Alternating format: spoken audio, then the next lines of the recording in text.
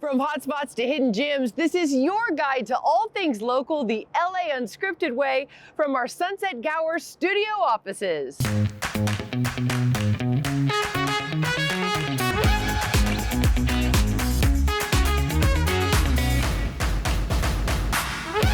It's the place where dreams come true, right in our own backyard. Now, we want to inspire you to get lost in your own neighborhood, discover a new one, and fall in love with SoCal all over again. Hi everyone, I'm Dana Devin, and let's get right to our first LA Unscripted approved local fave.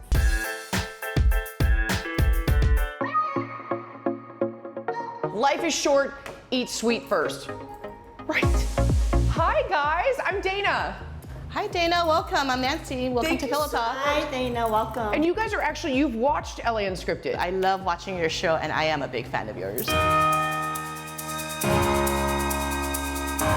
So Pillow Talk Cafe is known for cakes, sandwiches, and coffee. So we came up with the name because our cakes and our sandwiches are very fluffy, like pillow. Oh my God! Some of the cakes that people may have not tried or tasted before is our black sesame cake. It's made with black sesame cream with osmanthus honey and also layers of pillow fluffy cakes in between. I've never had like a sesame flavor before. And it's such a nutty, like earthy flavor, but when you put sugar with it, it's delicious. We are a small family-owned business, Asian women-owned. I have always wanted to open a shop of something, and my sister-in-law, she's inspired with baking. Elaine, you're the sister-in-law. Yes. And you make everything. Yes. I love they come in the tins. Which one are we starting with? I would say you want to start with the egg yolk pork floss. And what is pork? Is it pork floss? Pork floss. What is that? It's a dry shredded meat. This is a chiffon cake, but with shredded meat on top. Are you kidding me? Mmm. It's savory and sweet. It's almost like when you do like maple and bacon, like the sweet and the salty. This is a sunny side up, which is also the most popular cake. Okay. It has one layer of a chiffon cake. Okay. Coconut mousse, and it has a mango jelly in the middle. You know, when I was pregnant, I ate mangoes like every day, all day. This cake is delicious. Oh my God, yum! Some of the drinks we offer here, you may not find it out in other coffee shops or in other places, is our dirty sesame latte. Espresso shots, your choice of milk, with a scoop and a half of the dirty sesame cream, and also our iced honeycomb latte, and as well as the matcha with mango. It's pure, high quality ingredients in all of our drinks, cakes, and sandwiches. Here's the thing, what they say about everything here is I love is that nothing is too overpowering, nothing is too sweet, and everything complements the flavor. The black sesame is almost like an Oreo nutty flavor, and it complements the coffee so much. It's almost like dark chocolate. Oh, it's so good. Me and my sister-in-law, we've decided to, you know what, let's just open a shop of some kind where we can serve the customers. We both like the feeling of coming up with things where customers taste it and say, wow, or see it and says, oh, I want to try it. It gives that satisfaction feeling. This is why we came up with Pillow Talk, because we like to mix sandwiches and we like to bake. You guys, I've had pillow talk in my life, but never pillow talk like this. It's an absolute dream. Did you know Los Angeles has more cars than people? That's why we give you all these tips to make sure that the traffic is worth it before you head out.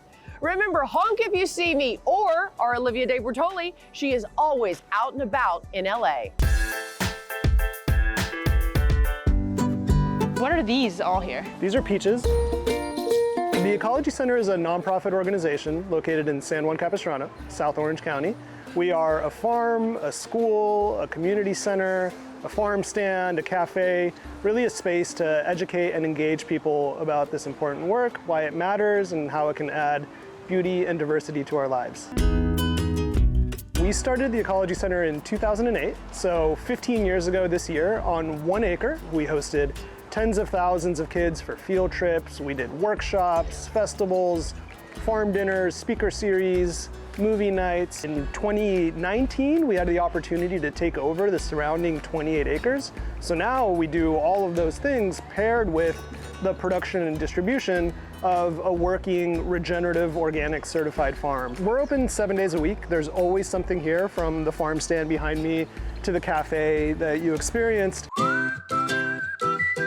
campesino is of the land, or a farmer. They work for the land, they live with the land here. At any given time, roughly 85% of everything on the table is going to be grown here. All the vegetables, all the salads, the beans we grow here, all the veg inside of the bean salads grown here, all the herbs, the tomatoes, the fruit, pretty much anything except for like the honey. Even some of our vinegars come right here off the land. So a thing that people can do is they can come, they walk around, they can see all the stuff that you're growing, and then they can come have it for lunch and eat it, have it prepared. Exactly. The intention is to just highlight the food coming off of this land right here. So it's nothing against meat. We don't have like a vendetta against meat. We're not trying to be super vegan or vegetarian. It's just kind of the way it happened, the way that the land told us it wanted vegetables.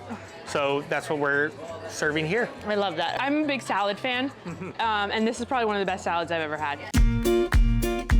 We host special events like a music festival. We do a big farm dinner that's in the middle of the field with 200 people. And then every Friday night, we also host what we call a community table dinner.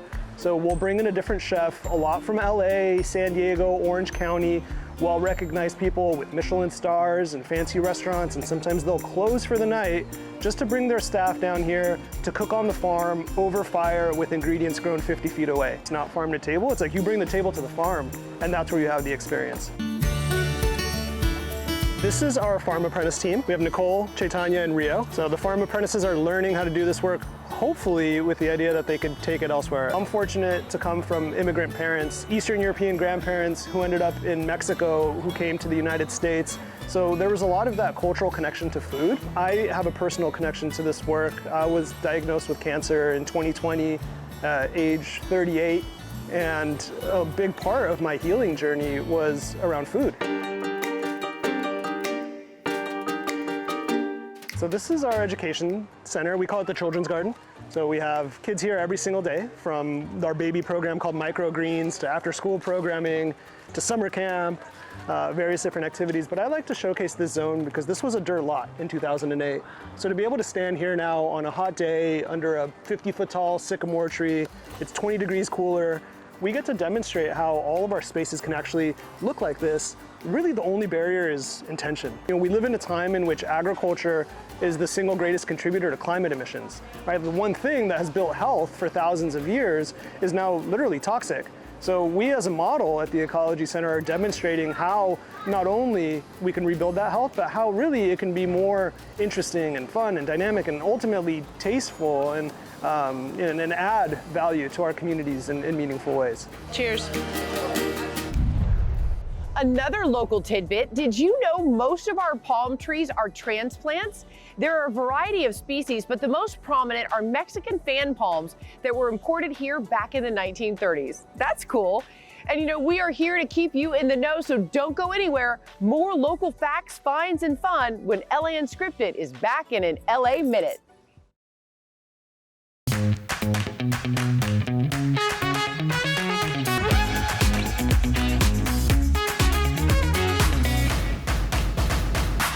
Welcome back to LA Unscripted, everyone. I'm Dana Devin, and we are coming in hot with the latest hotspot you don't want to miss.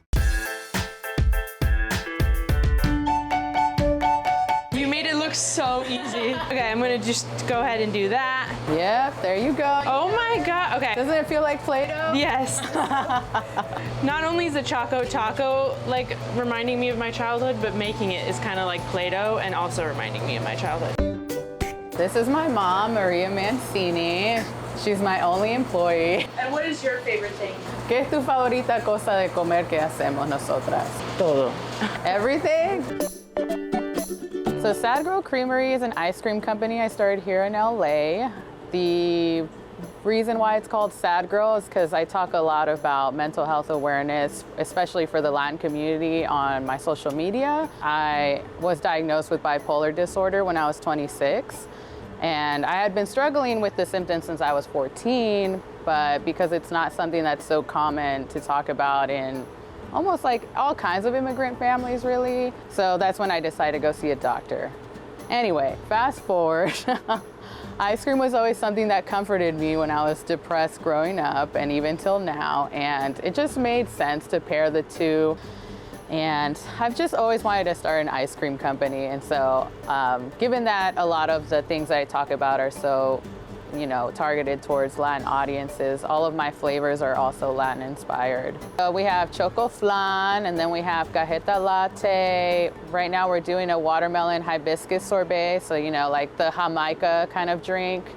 And then we do a chocolate brownie with peanut mazapan in it. I wanted to give back in my own way. Even though I can't do it monetarily right now, I figured sharing my story and sharing a lot of the resources and things that I've learned through therapy on my social media could help other people. I guess in my own sad girl fantasy, I thought it'd be cool to take these classic American novelties and then give them a Latin flavor twist to them. And we're mostly known right now for our ice cream tacos. And I guess the most classic version of one we make is, we call it the Che taco, because Che is like slang for dude in Argentina and Uruguay. My mom's Uruguayan. And the ice cream we put inside is an Argentinian dulce de leche ice cream. Take the cone, and right now they're a little bit softer and easier to work with. We'll take the ice cream and kind of have to hand mold it ourselves. Can I take a shower in this? My turn, I'm a little nervous. Here we go. Wait, is that good? Yeah. I made a choco taco. I think by being someone who's Latin American and speaking up about it, and like, I want to say 90% of my customers are Latin American. And so just bringing that out into their world and being part of the conversation and continuing to be a part of the conversation, I hope that, you know, I start to see a change in my own community. Cheers to Sad Girl Creamery. Cheers. We love to hear from you, so make sure to follow us at KTLA Unscripted and let us know where to go and what to try next. Coming up, more locally approved destinations when LA Unscripted returns.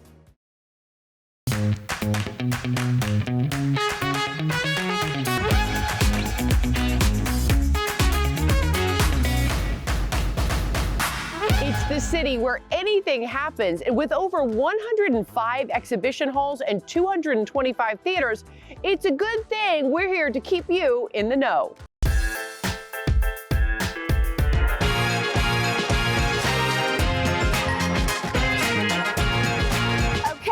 Really traded my heels for sneakers, and today I'm finally at SneakerCon LA with my boy Jabari. What's going on? What's going on? We've been waiting for you. I'm so happy you're here. But did you come alone? Are you excited? Yeah! Where are we? SneakerCon! Something that's so cool about SneakerCon is sneakers are now a great equalizer, right? Yes, 100%. You don't need any background. You don't need anything. You just need to fall in love with the culture and the aspects of knowing sneakers exist. So if y'all don't know me, my name is Frank, and I made this much reselling sneakers in 2022. Okay guys, big deal. My mom cred just went through the roof because of this guy. Stay focused, Frank. Top 3 back to school shoes. Favorite thing about you, and this is what melts my heart, is that you started this entire sneaker business, your whole YouTube, TikTok, your whole business, so that you could retire your mom. That was the entire goal. Like, I was so broke in 2020, like during COVID. I lost so much money during like the stock market craze. So I decided to turn to shoes, and I just kept rolling with it, one shoe at a time. Really quickly, off the top of your head, the hottest shoe right now. Pink Crocs. Super exciting because I am here with Private Selection. They are known as the Early Bird Boys. So you guys specialize in getting shoes before anyone else. Sure. This is the Halloween shoe from Nike for Halloween this year, and there's a little Anchor candy corn on there. This is the candy corn Nike SB Dunk High. Are these available now? No. December 14th is my birthday. Okay. Facts, truth. Now December 14th is also a really special day for you guys. Correct. Okay, so this is a collab between Nike and Powerpuff Girls. Jabari, it seems like people are not investing their money in stocks anymore. They're putting their money in sneakers as an investment. Yeah, there's shoes out here that will change the game for you. There's a lot of potential growth in just certain shoes that we might not know about that other people do. 5-10 years later down the road, I actually, personal experience, stared at a $250 pair of shoes. 10 years later, it's $20,000 now. So yes, sneakers are the new stock. It's official, I'm a sneakerhead. Now I know all about sneakers, and guess what? My feet are so much more comfortable. LA's diverse culture and people make our city so interesting. It's incredible to think that Angelenos represent more than 140 countries and speak at least 224 different languages. I didn't even know there were that many languages. Wow, now immerse yourself into a new experience.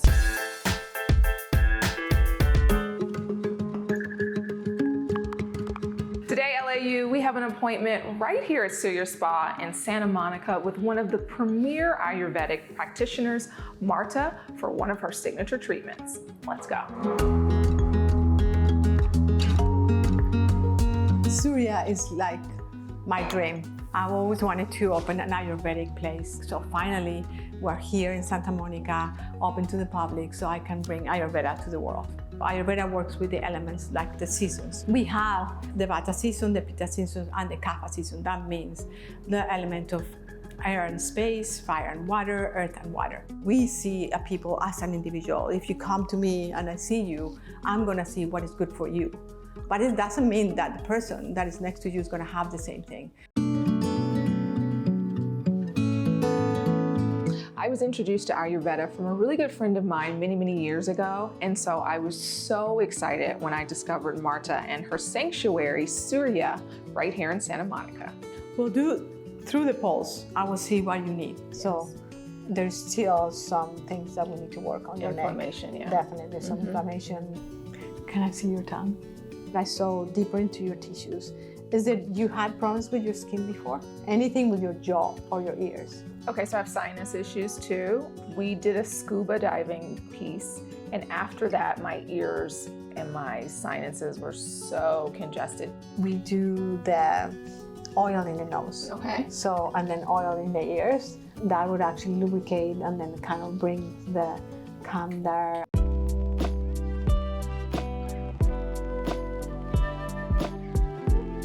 Normally, everyone will get what is called abhyanga, which is a forehand massage. You have two people totally at the same time giving you an abhyanga to make you feel like you are in transcendence, make you feel like you are in a different space. And that will work the lymphatic system, because the lymphatic system is the first system where the toxins are. Everyone will get the Shirodhara, and that's the one that I recommend the most, because our minds and your life and nervous system is just so charged all the time. So then we do the Shirodhara, which is the dripping in the forehead. What it does is like whatever you have really stuck into your nervous systems of stress, it will come out. When you come here, I want you to feel like you are at home. You are also in a sacred space. Normally, most of the people do 7 days. So we prepare the food specifically for the people that are going through the treatments, because you need to let your digestive system stop from all the food to be able to be clean. In my office, I have a beautiful set of herbs, and in the kitchen I have herbs, and downstairs I have herbs for all the different things that I want to prepare for each one of the clients. So Ayurveda recommends to do these treatments every change of the season. So I decided to create a program called Panchakarma at Home. I will do the consultation with you, and then from there I will tell you, you need this, you need this, you need this. I will make the oils that you need for you. I will make the enemas that you need to do. We will teach you how to take care of yourself, and then just take 5 days of every change of the season and clean yourself. If I die tomorrow, I will be totally happy and feel okay because I was able to do this. La La Land, the city of angels, Tinseltown. SoCal's ever-changing, yet somehow stays the same. But now, what's old is new again.